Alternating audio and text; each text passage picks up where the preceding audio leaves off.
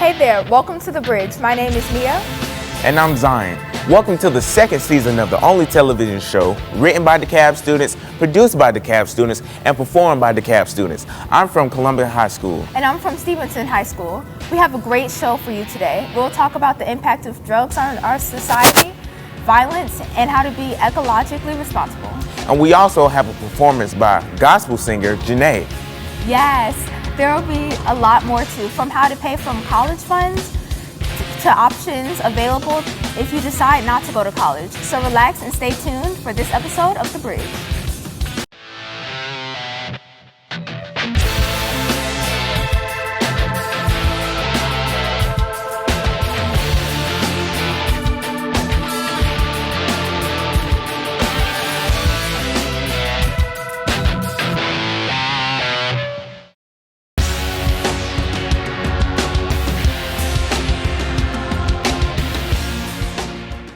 Did you know we had a producer on our show that can sing and write music? Really? Well, let's get started then. Please welcome a member of our Bridge family, Taylor.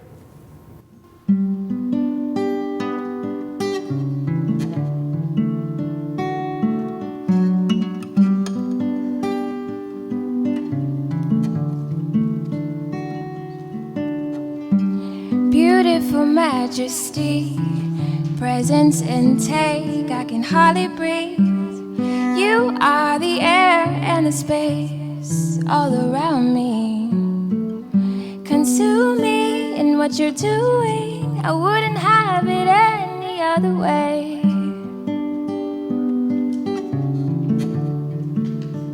I want you, God. I want you, God. In wonder I stand at one so beautiful, and it's you, God. Full of love and full of grace, we want to see your face. We want your embrace. We just want a taste of heaven. Let us taste heaven. We want you, God. We want you, God.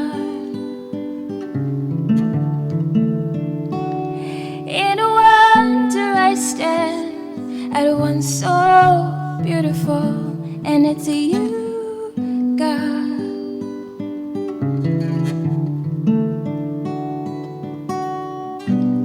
When we take off the blindfolds of life, we're hoping to see you in perfect light, and we will live to love you. Heaven is more than a sky, it's more than where we go when we die. It's more than just paradise. It's you, God. Yes, it's you, God.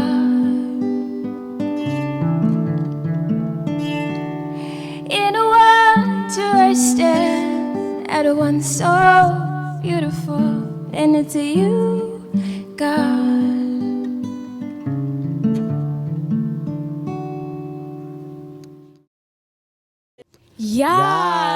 Yes. Taylor, that was an amazing performance. Thank you. I hope there's a way I can get this song soon. We can always depend on you to bring an amazing performance. There's no doubt in that. Thank you again so much for coming to the show with this beautiful performance. Thank you.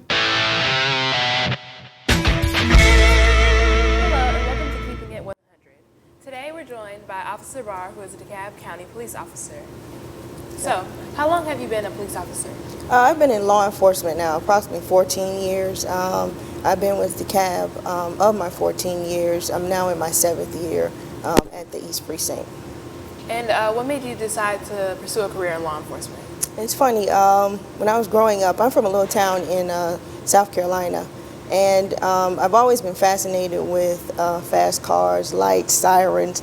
And so one day, my mother and I were out shopping, and I saw this police car pull a person over, and a lady jumped out of the car. And I was like, wow, so there are lady police officers. And so it was like at that point I knew that was something that I wanted to do. And what advice would you give a young lady like such as myself that wanted to pursue a career in law enforcement, become a police officer? Definitely, I would say yes to it. When you're choosing a career, you want something that's long term. With law enforcement, it is a career. It's not just a job. You start out at on the lower level, and then you work your way up. So it's great opportunities for you. It's not necessarily seniority based, and it's a job that you can retire from. So I would definitely say yes to it. So what's the process for becoming an officer? Like, did you go to college, or was it just police school? Like, what was your journey to that? With me, and it's funny because I was fortunate enough to grow up with both my parents. And my dad always wanted me to be a nurse, and then my mother was saying, no, be a teacher. But basically, they both were saying, get an education, further your education other than high school. You always want to be an independent person. So I would say, definitely with me, I did go to college. Started out with nursing, did not work out for me. So I ended up with my degree in psychology. And from there, I worked, while in college, I worked in mortgage, and then I dealt with children a lot. I also love children. And so from there, I policed in Fort Lauderdale, Florida, where I worked in the child protection unit of the Broward Sheriff's Office. And I did that for about 7 years. And then here I am today with DeKalb Police. And what are some ways that you encourage young people like my age to really grow up to be good citizens? Definitely just stay in school. You always hear that, stay in school. If you're struggling with something, let someone know, stay out of trouble. And just want to be, and I know that sometimes in today's society, some people are growing up with, not both their parents, and they're in situations where, maybe some type of abuse going on. But again, just know that they don't have to be a product of their environment. Just put in your mind what it is that you want to do, and, just pursue that. Right. And it seems that with my generation, we kind of have like bad feelings towards the police, like they get a kind of bad rap. So basically, what's something that you want to tell the youth like about the officers and basically just how we should view you? Right. Some people do have have had bad experiences with police. Just know that not all of us are the same. And if you've ever stopped by police, just cooperate. Whatever you're asked to do that, and it'll go smoothly for you. Yeah. Right. And just to finish up, as a police officer, what's your favorite part of the job? My favorite part of the job, I started out on the road with DeKalb Police. I worked as road patrol for 6 years, and I've currently been doing the public education piece for East Precinct, and I've been doing that for approximately 1 year now. And so it allows me to, interact with the public, meaning I do community meetings. I help set up neighborhood watch programs for communities, because ultimately we do need the citizens' help in, help us help them, so to speak, their eyes and their ears. And I also go to schools and I talk with students in schools. So I would say, right now the best part of the job is, working with people in the communities. That's great. Well, that's all the time that we have for today. I'm going to ask that you join us in one of our kickbacks, where we'll talk with the pit crew about drugs and violence and things of that sort. So thanks for tuning in to Keeping It 100.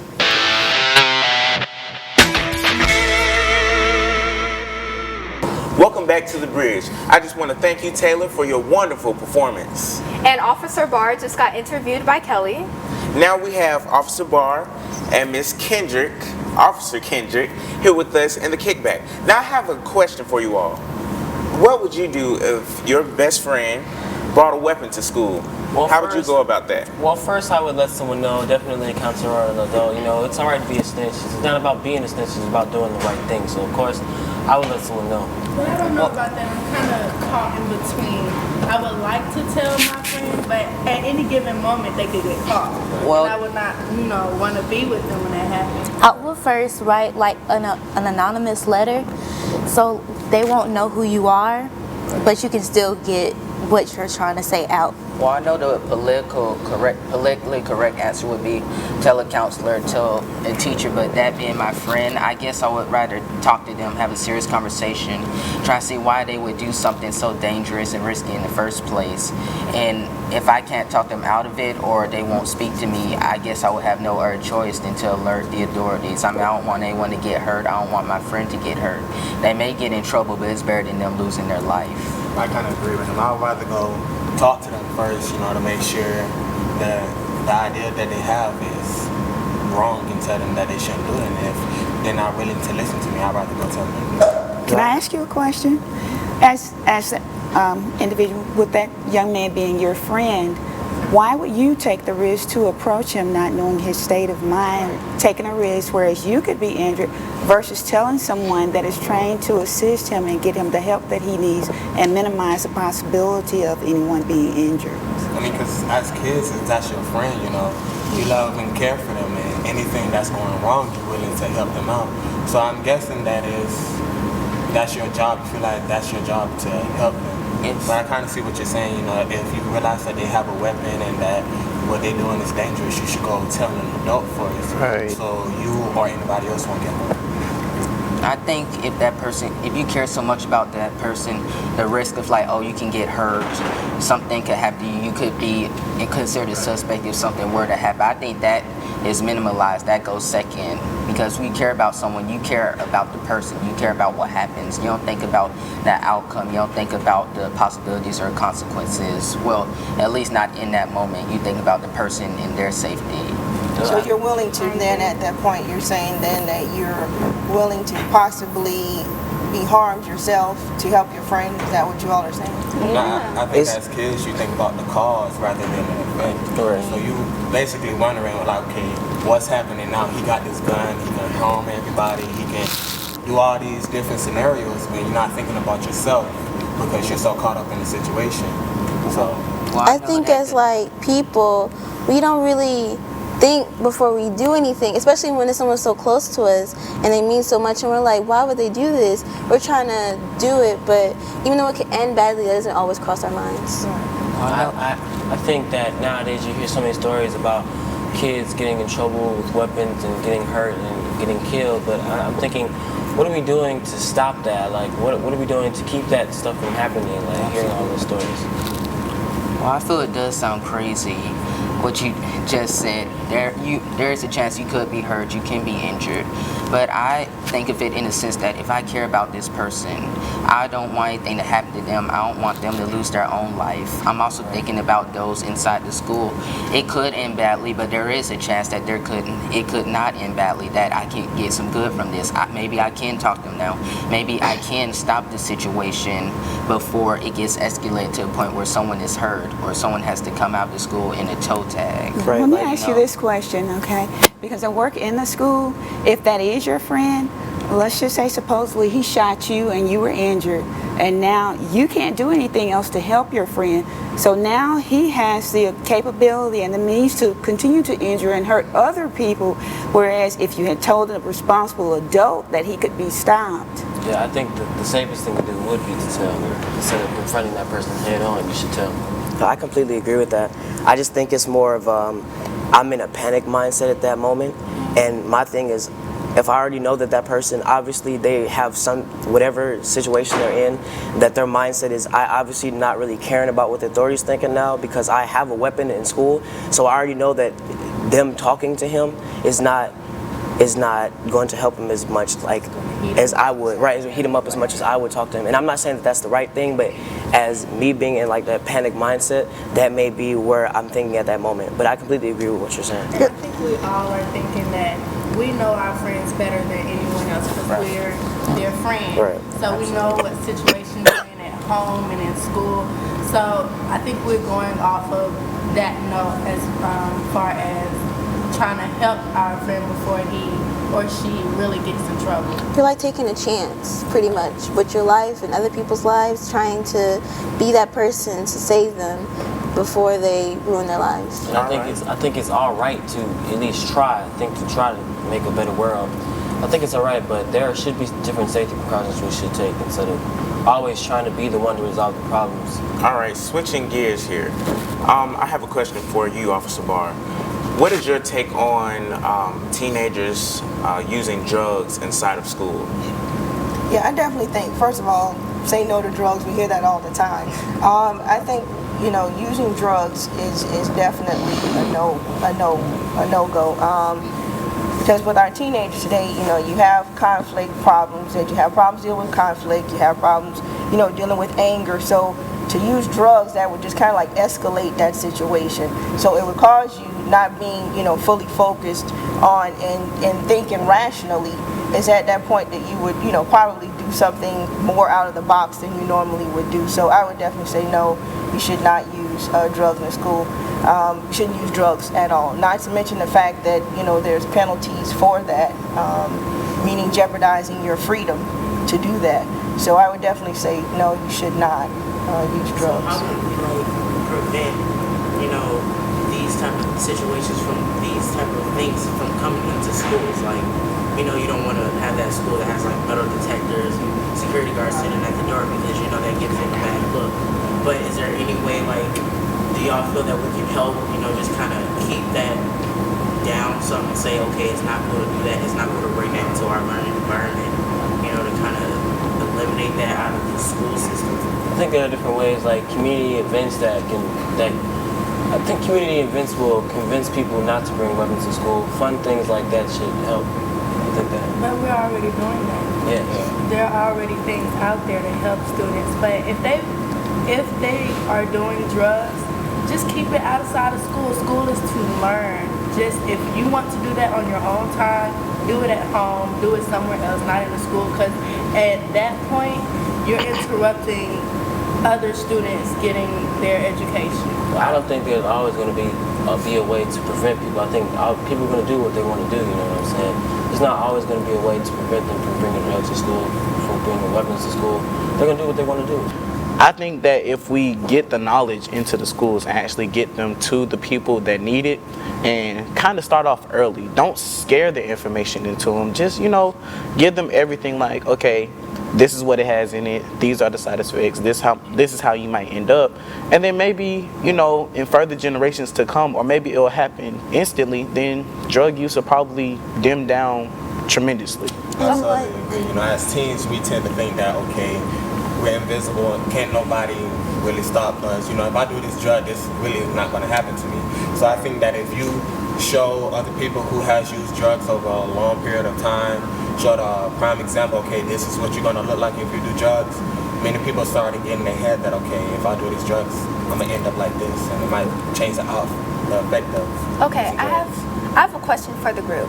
Suggest there has been a suspicion that somebody bought a drug or a weapon to school. How would you feel about locker searches for everybody?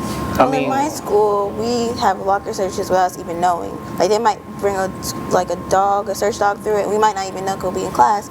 And I think that's better than letting us know, because some people might take it out and hide it in somebody else's stuff, and then they'll get in trouble. And then it's like, oh my gosh, and the person who gets in trouble or accused, they didn't even do it. So I think it's better that we not know and it just happens, because it'll keep all of us safe in the end. And like she said, it's for our safety, because I'd rather, you know that, okay, they're not going to find anything in my locker. I don't mind them doing the locker search because they're doing it for a reason. So if there's something in there that's dangerous that could harm me and anyone else in my class, I wouldn't mind. I would want them to go and find it so that we can just eliminate that problem. Well, I feel half and half about it. I feel like there is a pro because you are eliminating drugs. If there is a weapon or something that can be used to harm someone in the schools, it's being discovered. Something is being done about it. But at the same time, I know people who feel like it's an invasion of their privacy. It's like we're being punished and we're being put into this even though we've done nothing wrong. I mean, I agree with that, but at the same time, this is a public space. And sometimes you need to put other people's security before the whole group's security. I agree, because they're trying to protect you, and so you should just let them check our lockers. It's not about opinion. It's about doing the right thing. It's about keeping everyone safe. So I think there should be locker searches. People shouldn't care anyway. But I have a question. What are our rights as far as locker searches? Okay. As far as locker searchers are concerned, the property actually is a property of the school system, and in your handbook, your discipline handbook, it informs you that you are subject to locker searchers at any time. Also, for those of you that drive and operate vehicles and you park your vehicles, if need be, you are subject to be searched, and also your vehicle at any time because it is school property. And I understand that the police also have the right to car searches. Yes, if your vehicle is parked on the school property, yes. I mean, legally, we really kind of forfeit a lot of rights when we go to school. There's been some pretty important rulings that say that when you're on campus, that it's in the best interest of everyone if you kind of sacrifice those rights so that in the event that there's a dangerous situation, someone has drugs, the school administration can take the steps necessary to mitigate that problem. But how do you feel about that? Do you think that kind of is a blanket solution, or do you think that there needs to be exceptions made? Because I mean, you can be walking down a hall and there's no reasonable suspicion, but an administrator can stop you and say, I think that we sort of like forget that in the beginning of every school year, we do get a handbook, and I know personally, like, there's a lot of people who just like take it home, get mom to sign it, and all these things are like in there, like all these bringing drugs to school, locker searches, all these things are in the handbook, and they have like the little slides that we get the school, like they're sending through all the schools and the school, and they show the PowerPoints and slides and show us like what we can do, and it's just like not really much as paying attention. I think we should sort of like instead of having it from like a higher authority, have like the people around us, like, pick certain people that you would be like the higher authorities. They would pick a student, like, I know that you're a role model, like if you could talk to others about it, because I may listen more to somebody next to me, like Will, versus somebody above me who I feel is sort of like trying to talk down to me instead. Okay, sadly that was all the time we have. Now we will have Alex and Hannah with Cold Green. And join us for the second half of the show as we continue this discussion. Hello ladies and gentlemen, my name is Hannah from Lakeside High School. And I'm Alex, and I attend Chamblee High School. And this is Code Green. Our topic for today is deforestation and the effects it can have on a global scale, as well as what it can do right here at home. Deforestation is the mass clearing of Earth's forests. It is most common in the Amazon rainforest in Brazil, but deforestation happens in all parts of the world. To make it clearer, Hannah is going to elaborate. Okay folks, I'll give you a visual. Imagine you're walking out of your front door to leave for the day, or to go to the bus stop or pick a flower or something. So you're on your front doorstep, and standing at your mailbox is a very large wolf. You're staring at the wolf, and the wolf is staring back at you, and waiting for the wolf to turn back into Jacob. When you realize that this is, in fact, not Twilight, you notice your neighbor's cat in their yard. And sadly, the wolf notices too. Before you can call Edward and Jasper to the scene, poor Mr. Whiskers is whisked away in the wolf's mouth, and all you can think about is why there was a wolf in your front yard, and whether or not you are truly a vampire. You also hold a memorial service for Mr. Whiskers. Thank you, Hannah, for that vivid visual. But yes, ladies and gentlemen, what Hannah said is a fairly good representation of what's happening all over the world. It may not have happened to you or one of your friends yet, but without global action, I guarantee you'll find it on your Instagram timeline a few times. It's been happening in California for years now. Because of heavy drought and deforestation in the area, seeing a grizzly bear in your backyard has suddenly become more likely than your ex following you back. However, in some lucky cases, seeing a grizzly bear in your backyard is as likely as Leonardo DiCaprio winning an Oscar. Very slim, folks. Very, very slim. But anyway, wild animals in your neighborhood isn't the only part of deforestation. Deforestation coincides with global warming. The less trees there are, the more carbon dioxide remains unabsorbed by the trees. The more carbon dioxide remaining, the more carbon dioxide gets trapped in our atmosphere. The more carbon dioxide that's trapped in our atmosphere, the crazier things will get. Polar caps will disappear, leaving all the polar animals to inevitably go extinct. Drought, severe hurricanes, and blazing fires are just some effects that are bound to happen if we don't do anything about deforestation. So if you really want to stop this deforestation crisis, you can do a number of things from right here in your own city. You can personally attempt to live a sustainable life by using recycled products, supporting brands with zero deforestation policies, and spreading the word to people around you.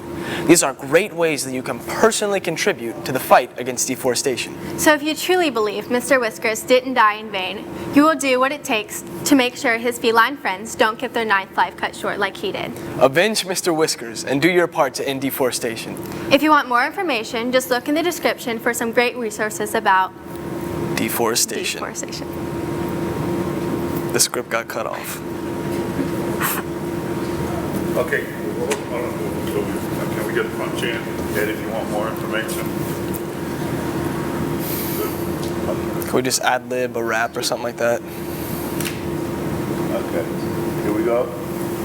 Are we rolling? And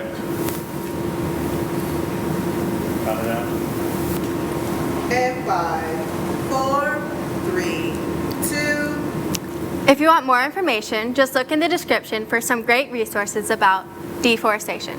Thank you so much for tuning in to Code Green. We'll see you next week.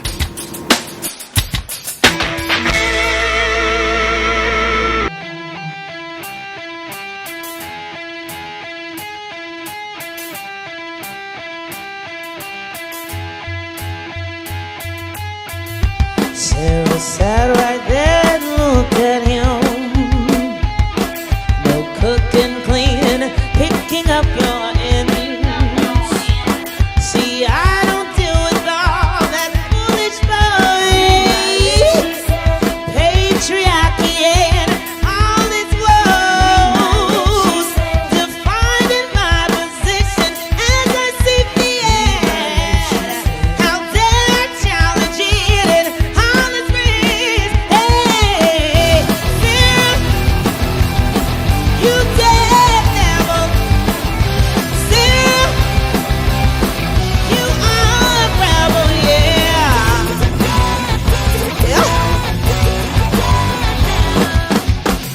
Since we got that clear look here, my love for you extends beyond years. Don't force upon me things I don't want. The extraordinary, opposing norm. To find our position as I see the end.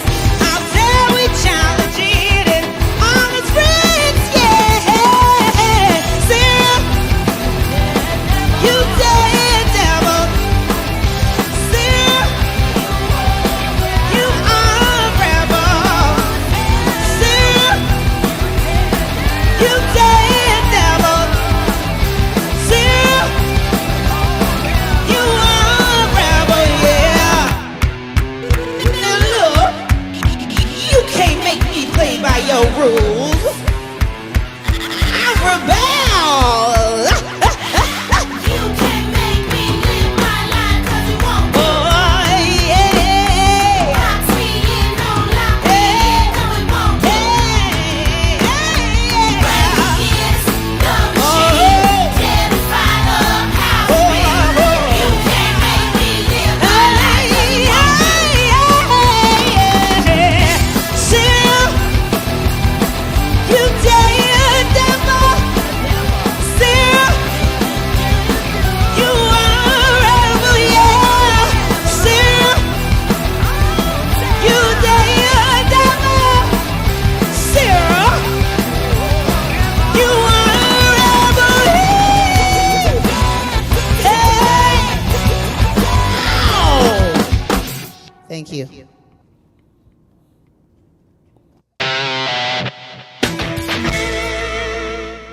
What's up, guys, and welcome to Responsibilities and Paying Utilities. I'm Nigel. And I'm Talia. And today's topic is special. It's been one of the most trending questions among us high school students. Paying for college. Now, I'm sure even a STAR student like you has had questions about paying for your education. Of course. As a matter of fact, I was just looking up a few scholarships the other day. You know, it's never too early to start thinking about these things. And for those of you who are worried about being able to afford college, don't worry, there are plenty of options out there built to help you succeed. Yeah, I'm glad you mentioned scholarships because that's one of the most commonly known support for us high school students, like getting into college and stuff. So you have other things, right? Like grants, financial aid, loans. Excuse me, what was that last thing? Loans? No. You got it all wrong. Loans should never be a first option. They're just traps that leave you in debt that you will never, ever pay off. Yeah, I guess you're right, but there are other things you can do, right? Of course. Like saving from those summer jobs, because even the littlest amount can count. And you know, grants range from $500 to $5,000. It all depends on what it's for. Yes, and they have grants for just about everything. The best thing I can tell you is do your research. There are tons of opportunities online, like scholarships.com, Zinc, and the National Society for High School Scholars. And they're just waiting to throw money at smart students like you. Like, I even know that at our school, we encourage Georgia College 411. You know, I like that word you use, smart, because, you know, you guys got to remember to keep those GPAs up because they look at that. Think of it as an investment. These programs are investing in you so that you can be successful. So this has been Nigel and Talia on Responsibilities and Paying Utilities.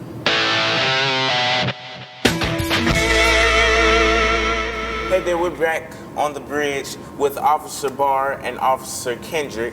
Now, I have a question. How do you interact with police officers? Because I know a lot of teenagers, we do not know how to interact with a police officer whenever we get in trouble or just in general. So how do we cooperate or interact with a police officer? Well, I mean, again, we're people too, just like you.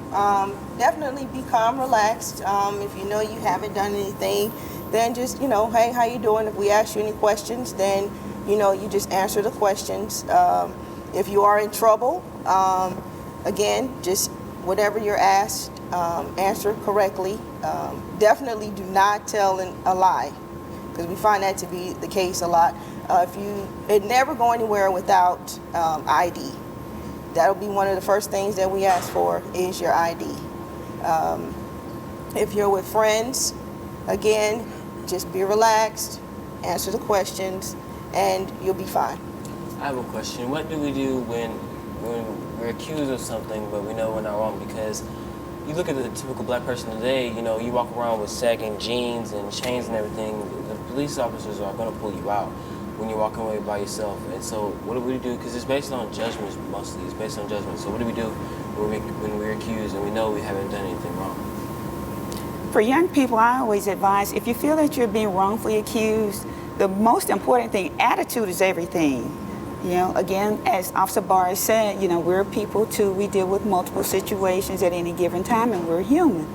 So if you're a student and you're in school, my suggestion to you always is that you not try to handle the situation yourself, inform your parents. And then, therefore, your parents can make contact with school personnel, and they can also make contact with the officers that are in the school. And you can sit down and have a discussion. It may be a misunderstanding, you're not understanding your rights or understanding what you yourself had actually may or may not have done wrong.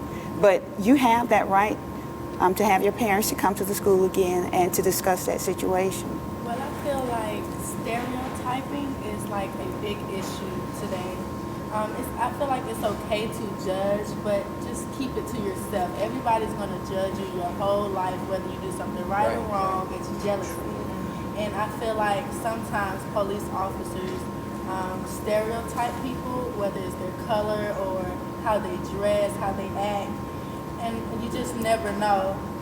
I think that the reason a lot of teenagers these days kind of panic when they see the police or when they're getting questioned by a police officer, even though they've done nothing wrong in the sorts, is because, you know, things in the media that get out, it might have happened like, you know, 2008, but we're in 2014 and it's just now getting out. People don't know that there are good cops and there are bad cops. And unfortunately, you can't really tell the difference because, like you said, you're people too, but we don't know you when it comes to that. And I think it's a lack of the police officers being more being more into the community, not just patrolling and see what's going on, like actually interact with the kids. Because I know at my school, there's a police officer, he comes to my gym period and he plays volleyball and everything with us. So we know him and we feel more comfortable around him.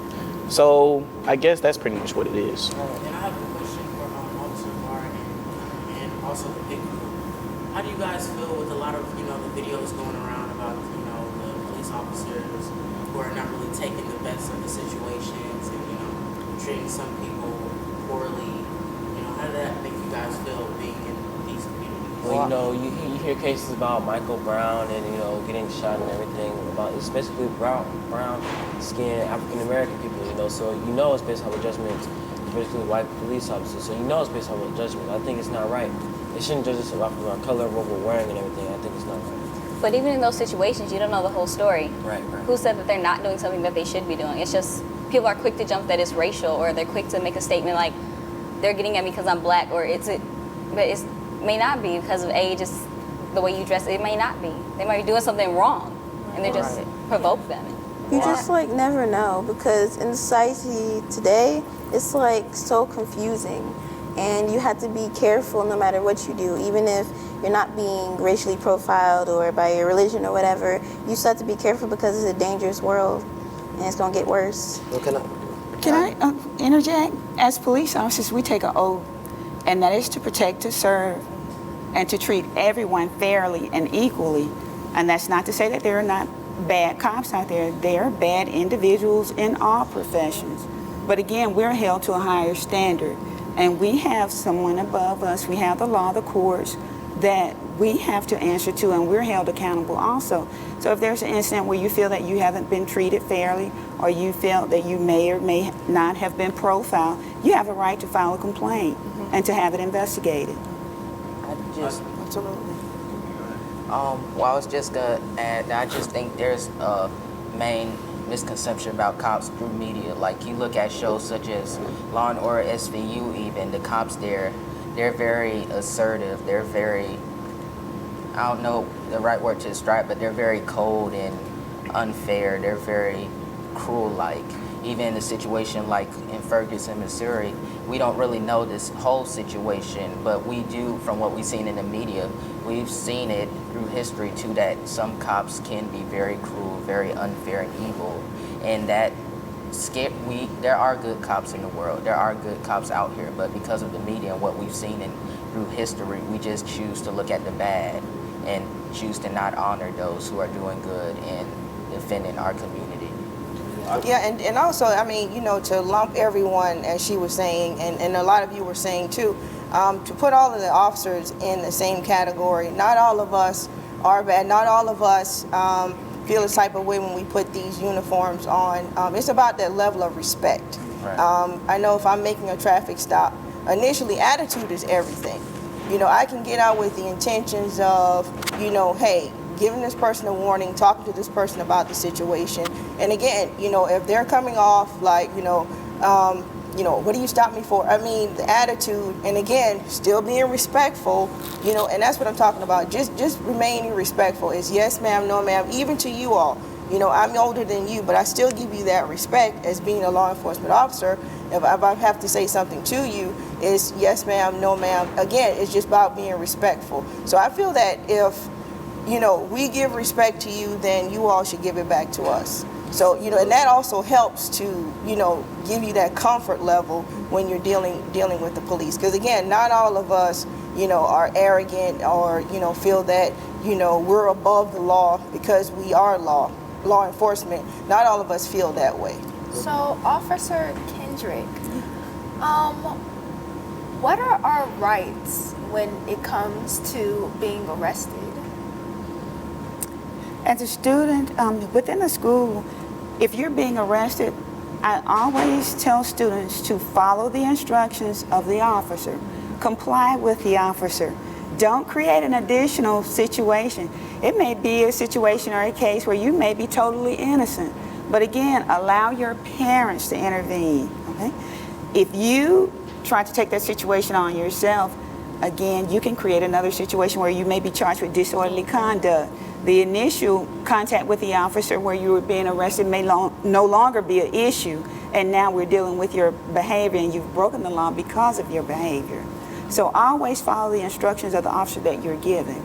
And also outside of that, outside of the school, we normally, because you all are juveniles, we do contact your parents first. And then, you know, let them know what's going on before, you know, if it comes to a case where you have to be transported to juvenile intake. Your parents are always contacted, given that you all give the proper information, because I've had them give me numbers to cousins and best friends, you know. So if we ask you, you know, your parents' information, if you know you've already done something and hey, you're in trouble, you don't want to make the situation deeper, then, you know, by all means, give that information. You know, just know, hey, I'm going to have to deal with the consequences with my parents, you know, at a later time. But just give us that, because again, that's what we do outside of the school. We contact your parents, let them know what's going on, if you're going to be transported or not, and then that's you know, move on from there. And I think that emotion has a lot to do with how kids are getting in trouble today. Like, what can we do to help get counseling for us or them? Like, what do we do instead of getting arrested and for drugs and everything, and there's emotional base to it? What do we do to get counseling for that? Well, something like that, you know, if you know that you have issues, say dealing with conflict, or you have anger issues, you know, definitely see a counselor. If you're at school, you know, let them know that, hey, I have this issue, you know, I have this problem. Outside of that, you know, let your parents know that you have a problem and that you think you need counseling for it. Definitely, just tell an adult about it. What you said about respect, do you guys feel that there also is a level of respect that you need to carry amongst just your peers and just people around you to prevent violence and different situations from breaking out just between us? Oh, absolutely. Why hate when you can love? I mean, naturally, if someone gives you respect, you're naturally going to give that respect back. Like, a lot of people will tell you it's a two-way street, but the thing is, just like when you're in a vehicle and you're going down an intersection, somebody has to have the right of way.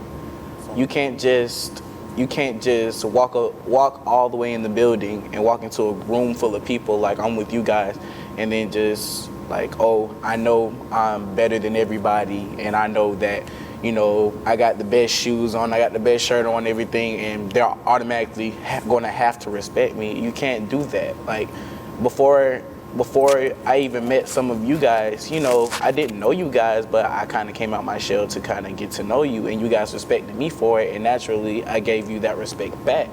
But what a lot of teenagers these days fail to realize is that it's all, in our generation, it's kind of like it's the adults and there's the teenagers and there's no middleman.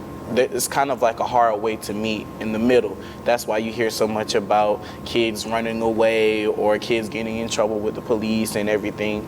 And I just think if we just had one big old community event where we had the whole police department there, everybody from the community, teachers, everything, everybody gets to know each other, have fun, then maybe it'll be like one of them old time movie shows where everybody knows the sheriff in town and everything.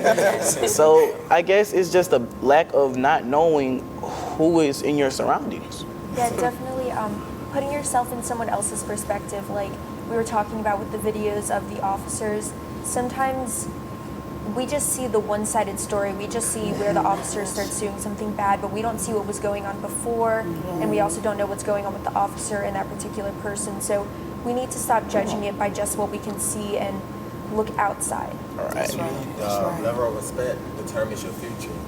You can be the most successful person in the world and have a disrespectful attitude. That can ruin your future. For example, you can be a lawyer, right? And you're driving on the highway, police pulled you over, and you're so quick to judge, like, why did you pull me over? I don't like the way you did this and that. You go to jail, you lose your job, and now you had this high level of money, now you're working on that minimum wage or even that below. And that's because of your attitude.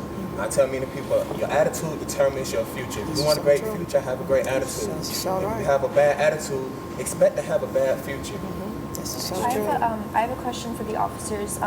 When you do, I guess, either pull someone over or arrest them, and they're giving you a bad attitude, how does that affect you, and how do you treat them differently? I mean, not that you would treat them differently, but how does that affect how you see them?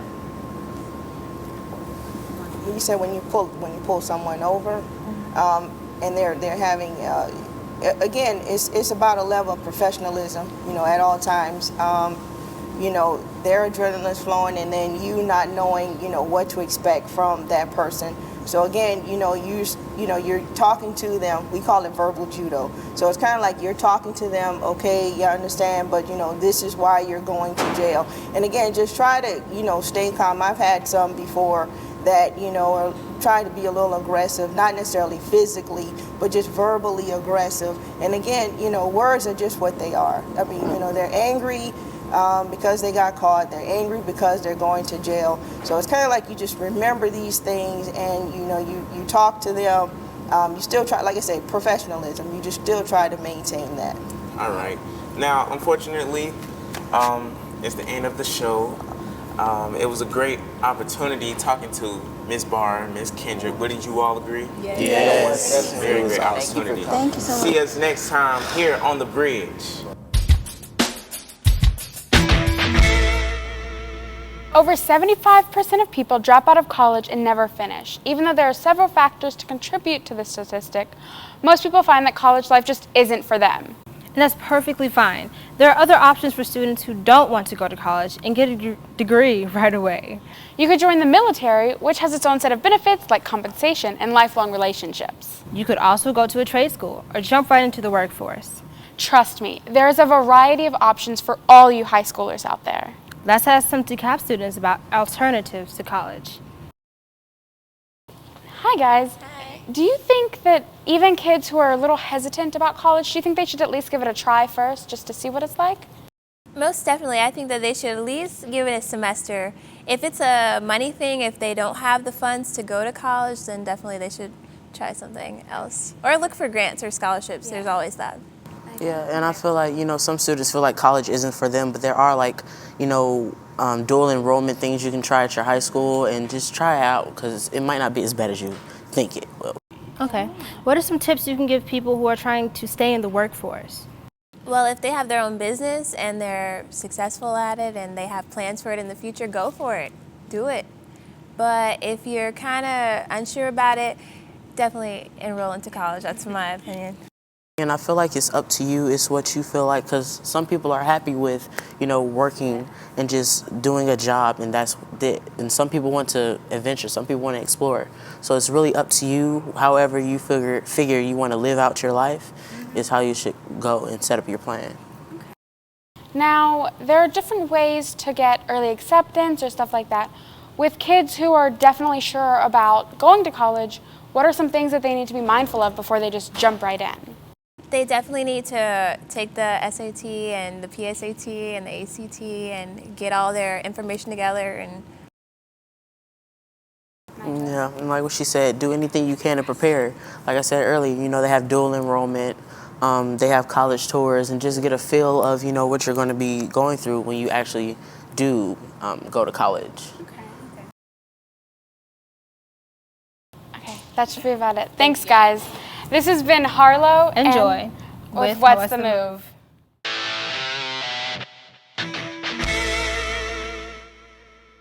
Hey everyone, and welcome to this special episode of The Bridge, talking about drugs and violence. We hope you enjoyed the show so far and had fun while doing it. But without further ado, welcome to Parenting 101. I'm your host, Kelly, and today our hot topic is drugs and violence. This comment comes from one of our users, saying, "On the news, I'm starting to see more and more younger people going to jail for the stupidest reasons alive. But there are sometimes situations that are actually frightening to hear about, especially ones about violence and drugs.